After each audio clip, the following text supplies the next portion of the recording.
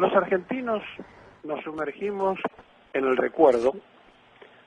Tenemos que pensar quiénes somos, qué país habitamos, dónde estamos insertos, para tener una dimensión de los análisis que hacemos cuando pretendemos instalar el recuerdo vivo de quienes por edad hemos participado hace medio siglo atrás de los momentos del esplendor en el regreso de Perón y que además, por la misma aportación de años, hemos gozado parte de su vida. Nuestros abuelos hicieron la Primera Guerra Mundial, nuestros padres la Segunda, y nosotros nacimos en ese tiempo de la Segunda Guerra Mundial. Somos los ancianos de hoy.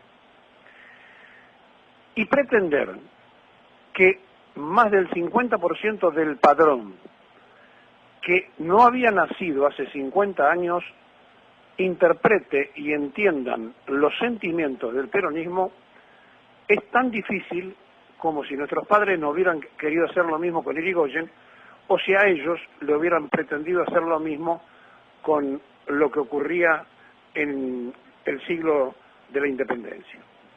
Es decir, uno tiene lo que se llama la vivencia, la transitoriedad, el tiempo, los años en que uno vive y que no son compatibles con la experiencia, por más que la historia y la tradición mantengan viva la llama de explicarnos, porque no conocimos a San Martín, pero entendemos lo épico de sus batallas, no conocimos a Rosas y sabemos del rechazo a los imperios franceses e ingleses de su tiempo, no conocemos a muchos de nuestra historia de antepasados, pero lo estudiamos, lo tratamos de analizar.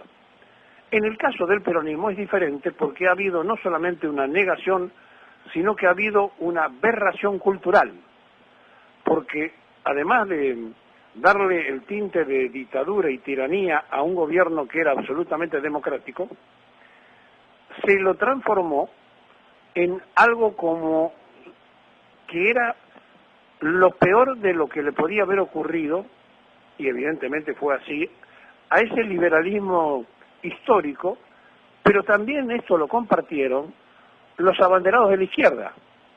Los socialistas decían que se había terminado la leche de la clemencia con el Yoldi de la cabeza, cuando los fusilamientos y que había que fusilar. Los comunistas estaban trabajando del brazo con la Unión Democrática en el 46 y en el 55 embanderaban ellos también las casas. Entonces, ¿cuál es la izquierda en la Argentina que estuvo de acuerdo con las banderas populares? Y la verdad que no. Ellos sostenían en aquella época que el pueblo se había equivocado. O sea, se arrogaban ser la vanguardia del cambio, nunca habían cambiado nada, porque la única reforma social en la Argentina la produjo Perón. Y entonces cuando uno se mete en todo esto y se da cuenta que estamos hablando de un padrón electoral de 34.332.992 ciudadanos que están en condiciones de votar en las próximas elecciones, sobre una población de 45.808.747 habitantes que tiene la Argentina, somos muy pocos, porque si bien es la 31ª población del mundo en 196 países de la Tierra, por nuestra geografía, sin contar la Antártida, somos la 8ª geografía del mundo, contando la Antártida somos uno de los países más grandes de la Tierra, tenemos una densidad poblacional escasísima. Fíjense ustedes que por cada kilómetro cuadrado hay apenas 16 habitantes. Claro, en algunos lugares, como en la Patagonia, hay menos de un habitante por kilómetro cuadrado. Y en Buenos Aires vivimos hacinados, uno arriba de otro en propiedad horizontal. Entonces, no solamente que hay una mala distribución, sino que ese poder soberbio de la capital se fue llevando con el pasar de los años todo el desarrollo y en definitiva era nada más que una metrópolis capitalina que había sido construida por la unidad de las provincias, que son las que fundan la nación. Entonces, ¿cómo puede ser que la capital sea el lugar más rico del país cuando en realidad nuestras geografías del interior tienen la verdadera riqueza?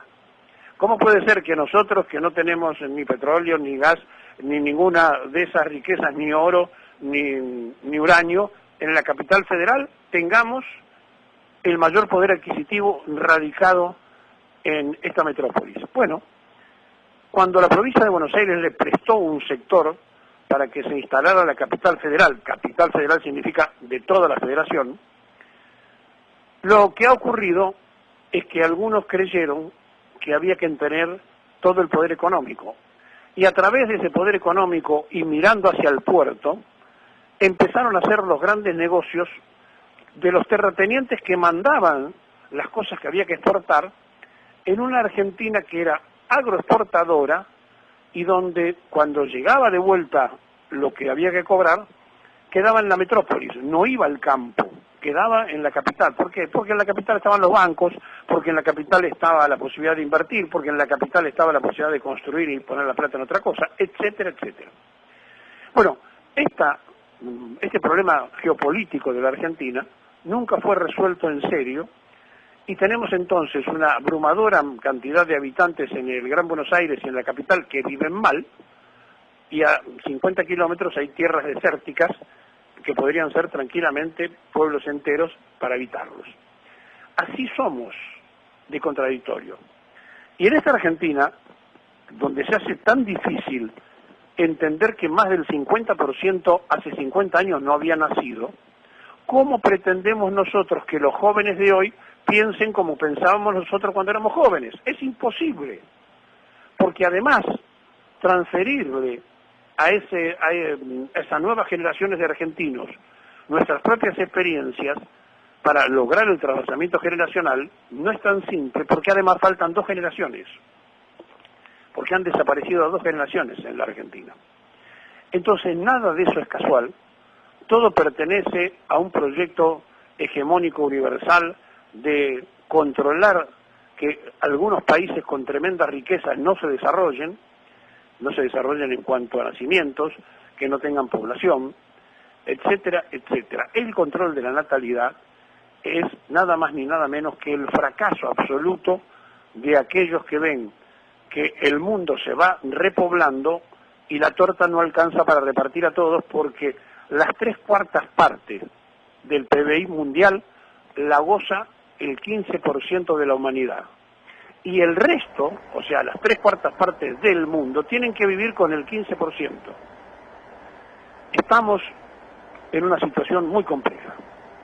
Bueno, en esta Argentina de hoy, donde nos tenemos que reubicar, que este sector de la juventud no tiene ni una contención ni una explicación, pretender que analicen y razonen el peronismo como nosotros es absolutamente absurdo e imposible. Por eso decimos siempre que los jóvenes que son peronistas son mucho más importantes que nosotros, porque el peronismo tiene sus padres fundadores, que fueron aquellos del 17 de octubre y que llegaban de todos los sectores políticos, llegaban del socialismo, del comunismo, hasta del trotskismo parecieron, llegaron conservadores, radicales, que eran la mayoría, y se funda algo en el nacionalismo, y se funda algo nuevo que era el peronismo.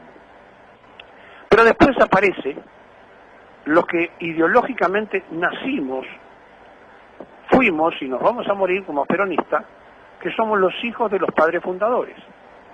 Somos los que gozamos, luchamos, sufrimos, y muchos que no están, que dieron su propia vida para que Perón pudiera regresar. Esas generaciones del peronismo fundacional y de los puros peronistas que somos sus hijos, tiene después en sus nietos el peronismo de la razón.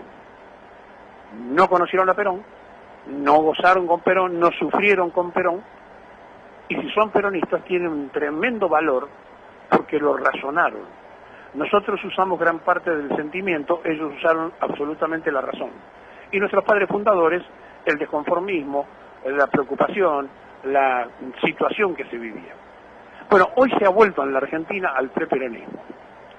Ahora, ¿Cómo se hace para regresar al peronismo si más del 50% del padrón no había nacido hace 50 años y los propios padres no han transmitido, no han sabido, a lo mejor, inculcarle a sus hijos lo que era aquello? Y entonces, cada vez que nosotros hacemos una apuesta especial, como vamos a hacer el 17, un programa especial, todas estas cosas que nosotros tratamos de dejar desde lo cultural, es para que ustedes lo escuchen, pero para que se lo hagan escuchar a los que no lo vivieron, para que ustedes entiendan que el trasvasamiento generacional se cortó con 2 generaciones que no están, y que es imprescindible explicar de qué se trata, contarles lo que ocurrió, porque el ser humano es el único animal, que nosotros creemos que es racional, que se lleva 2 veces la misma piedra por delante. Y por eso hemos regresado al preperonismo, y por eso corremos riesgo de que vuelvan aquellos que habían sido derrotados y vencidos por un pueblo que había entendido que primero estaba la patria, luego el movimiento y por último los hombres. El regreso al individualismo capitalista del liberalismo nos hace peligrar no solo las banderas, sino el futuro de la Argentina.